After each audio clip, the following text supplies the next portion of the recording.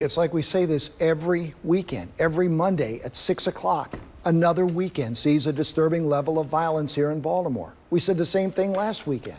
And here we are on Saturday, more than a dozen people have been shot. Half of that, many of them were murdered. And one of the latest is a man who was chased down and killed after a car accident. WMAR 2 News' Brian Kubler with another weekend in Baltimore.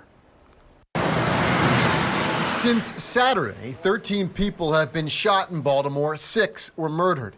Baltimore police say one of them was a man who ran off the road on Whittier Avenue in West Baltimore last night. Neighbors here heard the collision. It's like an accident, boom, like somebody hit something. So that's when they went through the car, went down in there. You can still see the tire marks down the hill. The crime tape is still up.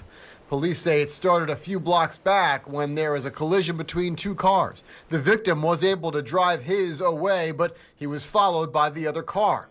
After the victim wrecked out down this hill, one or more of the suspects from the other car jumped out and murdered the man. Police say they used bricks. They beat him to death. This is being investigated as a homicide. We believe that at least one person, if not more, assaulted the victim. We believe that bricks and other objects may have been involved with the assault, so we're hoping someone comes forward. This one of 6 homicides since the weekend. Another was a 19-year-old who was killed as part of a quintuple shooting on North Port Street in East Baltimore.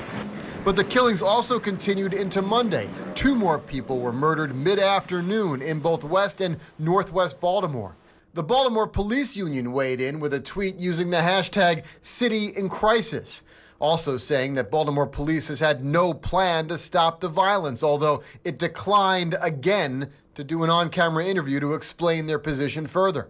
Still, the fact remains, as we sit here on June 24th, Baltimore continues to surpass the violence with nearly 20 more murders than this time last year and more than 20% spike in shootings. In Baltimore, Brian Kubler, WMAR 2 News.